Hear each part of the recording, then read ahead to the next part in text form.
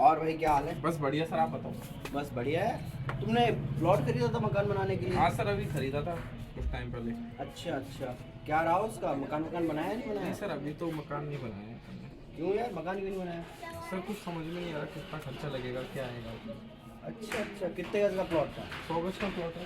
अरे मैं बता रहा हूँ तुम्हें कितना क्या खर्चा है, चलो मेरे साथ। बताओ।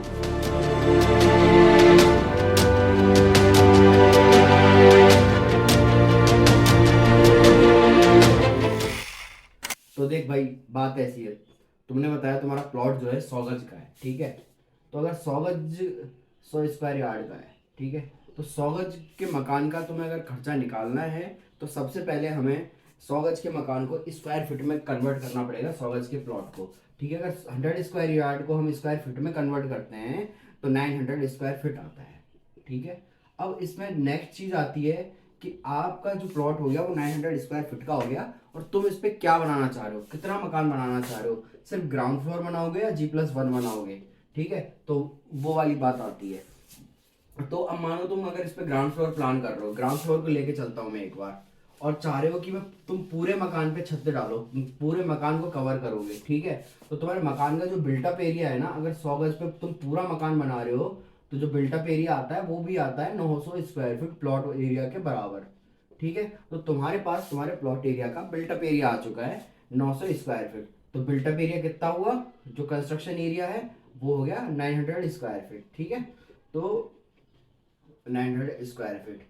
अब इसके बाद आपको नेक्स्ट चीज क्या डिसाइड करनी है? ये डिसाइड करना है कि जो तुम कंस्ट्रक्शन कर रहे हो, कंस्ट्रक्शन करना चाह रहे हो, वो किस क्वालिटी का कंस्ट्रक्शन करना चाह रहे हो, कंस्ट्रक्शन में आप क्या करवाना चाह रहे हो, जो आपकी छत रहेगी मकान की वो क्या रहेगी, ये सब तुम्हें डिसाइड कर लेना है पहले। ठीक है, तो 3 तरह से आजकल बेसिकली लोग कंस्ट्रक्शन करा रहे हैं, नॉर्मल हाउस भी होता है, प्रीमियम भी होता है। तो उसको मैं 3 तरह से डिवाइड करता हूँ, क्लासिफिकेशन करता हूँ। ठीक है, तो बिल्टअप एरिया अलग लिख लेते हैं अपन एक बार। बिल्टअप एरिया हो गया 900 स्क्वायर फीट। ठीक है, अब कंस्ट्रक्शन को मैं 3 पार्ट में डिवाइड कर रहा हूँ, A, B एंड C। ए वो कंस्ट्रक्शन हो गया जहाँ पे लोग स्टोन स्लैब का यूज करते हैं, मतलब छत पे पट्टियां डालते हैं। ठीक है, बी हो गया जहाँ पे RCC स्लैब डाली जाती है। सी हो गया premium type of construction, premium type of construction. ठीक है, ये 3 तरह से पहले तुम्हें ये डिसाइड करना है कौन सा तुम कंस्ट्रक्शन करना चाह रहे हो। ठीक है, तो तुम अपने घर वालों के साथ बैठना, डिसाइड करना, बजट देखना, तीनों का मैं तुम्हें बताऊंगा कि तीनों के टाइप के कंस्ट्रक्शन में किस तरह का खर्चा आने वाला है। तो सबसे पहले मैं बात करता हूँ टाइप ए। टाइप ए की मैं अगर बात करता हूँ, जहाँ पे स्टोन स्लैब अगर तुम लगा रहे हो, मतलब छत जो है तुम्हारी पट्टियों की रहेगी, दीवार जो है नॉर्मल ईंट की चिनाई होगी, तो जो तुम्हारा खर्चा आएगा, मार्केट में जो रेट चल रही है वो चल रही है 900 रुपए से लेके 1050 रुपए पर स्क्वायर फीट रेट। ठीक है, ये रेट चल रही है स्टोन स्लैब की। तो अगर तुम स्टोन स्लैब बना रहे हो, तो स्टोन स्लैब बना रहे हो तुम, अगर निकालते हैं जनरल, तो 900 स्क्वायर फीट मैंने तुम्हें बताया था बिल्टअप एरिया। अगर हम बिल्टअप को 900 से मल्टीप्लाई कर लेंगे तो आ जाएगा 8,10,000 रुपये। ठीक है, और अगर 1050 से मल्टीप्लाई करेंगे तो उसके ही उसी कैलकुलेशन के हिसाब से हम इसे भी निकाल पाएंगे, जो भी खर्चा आएगा। ठीक है, तो मतलब कहने का मतलब ये हो गया कि अगर आप स्टोन स्लैब लगा रहे हो तो आपका जो कंस्ट्रक्शन है 8 लाख से लेके 9 लाख रुपए में कंप्लीट हो जाएगा। ठीक है, तो एक चीज तो ये हो गई, ये क्लियर। अगर तुम पट्टियों की घर बनाना चाह रहे हो तो इतना खर्चा तुम्हारा 100 गज का मकान बनाने में आएगा, 8-9 लाख रुपए तुम्हें चाहिए होंगे उसके लिए। तो इस हिसाब से तुम अपना बजट प्रिपेयर रखो। अब बात करता हूं मैं टाइप बी की, जो कि ज्यादातर चलने वाला कंस्ट्रक्शन है, जहां पे जो छत रहती है RCC स्लैब रहती है। अब RCC स्लैब में भी ना 2 तरह से कंस्ट्रक्शन हो रहे हैं। पहला तो होता है RCC framed structure, RCC framed structure. Second होता है लोड बियरिंग वॉल। ठीक है, अब ये दोनों चीजें क्या होती हैं वो मैं तुम्हें बता देता हूँ देसी भाषा में। देखो, RCC फ्रेम्ड स्ट्रक्चर हो गया जहाँ पे कॉलम और बीम बनाए जाते हैं, पिलर खड़े किए जाते हैं, वो वाला तो हो जाता है RCC फ्रेम्ड स्ट्रक्चर।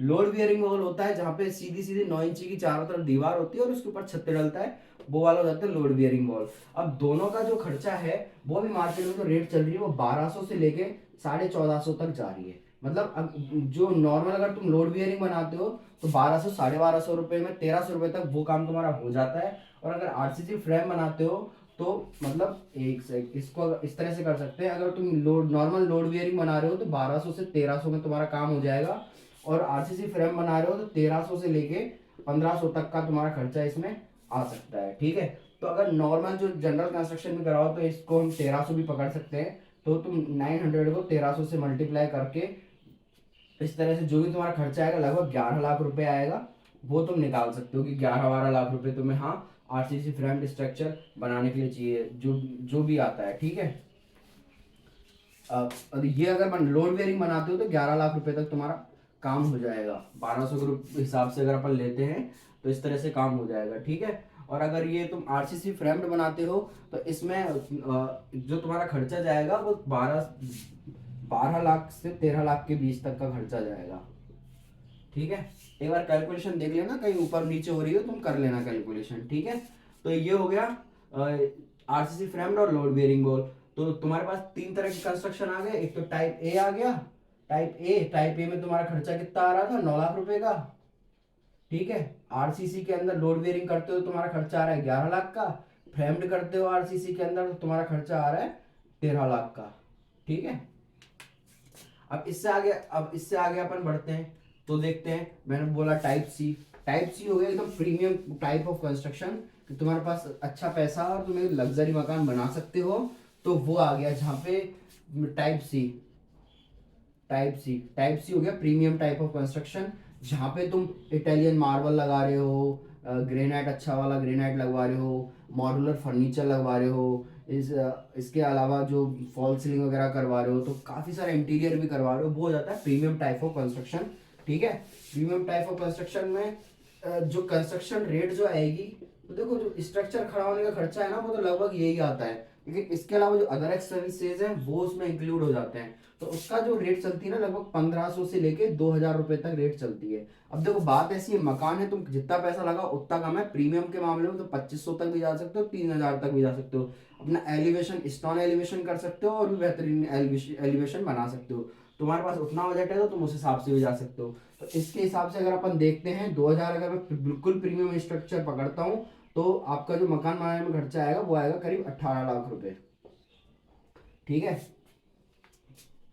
ये हो गया। और अगर आप 1500 मतलब नॉर्मल थोड़ा मॉड्यूलर किचन हो गया और इस तरह से छोटा मोटा थोड़ी बहुत चीज़ें अगर आप कर रहे हो तो अपन 1500-1600 के हिसाब से भी तुम मकान का खर्चा मतलब 14-15 लाख में भी तुम हो जाएगा।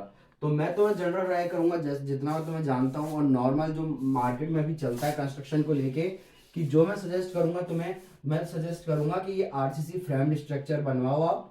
13 लाख 12 से 13 लाख रुपए का तुम्हारा इसमें खर्चा आएगा, कम ही आएगा। इससे मैं तो अच्छा लेके चल रहा हूँ, जहाँ पे तो फ्लोरिंग कराओगे, पेंट करवाओगे, उसके अलावा अदर कुछ भी स्टेयरकेस हो गया, बहुत अच्छी अच्छी सारी चीज़ें लगवाओगे, इतने में काम हो जाएगा। इसके बाद जैसे जैसे तुम्हारे पास पैसा आता है मकान को लग्जरी बनाते जाओ। ठीक है, अब तुम अगर ऊपर एक मंजिल और चढ़ाओ तो इसको मल्टीप्लाई 2 कर लो, लगभग उससे थोड़ा कम रहता है पर ठीक है, मल्टीप्लाई 2 ले लो, एक और चढ़ाना 3 ले लो, बस फाउंडेशन का थोड़ा खर्चा बच जाता है। 100-200 रुपए पर स्क्वायर फीट रुपए की रेट कम पड़ हो जाती है। तो इस तरह से तुम कर सकते हो। तो तुम्हें ये चीज़ समझ आ गई होगी कि 100 गज का मकान बनाने में कितना खर्चा तुम्हें आएगा और किस तरह से तुम प्लानिंग कर सकते हो अपने बजट को लेके। अगर इसमें कोई सवाल है तो तुम बाद में मेरे से पूछ लेना। अभी के लिए इतना ही। और हाँ, आप लोगों को भी अगर वीडियो पसंद आई है और आप लोगों का भी अगर कोई क्वेश्चन है तो मुझे कमेंट में ज़रूर पूछ लें और चैनल को सब्सक्राइब कर दें मेरे साथ जुड़े रहने के लिए। Thank you everyone.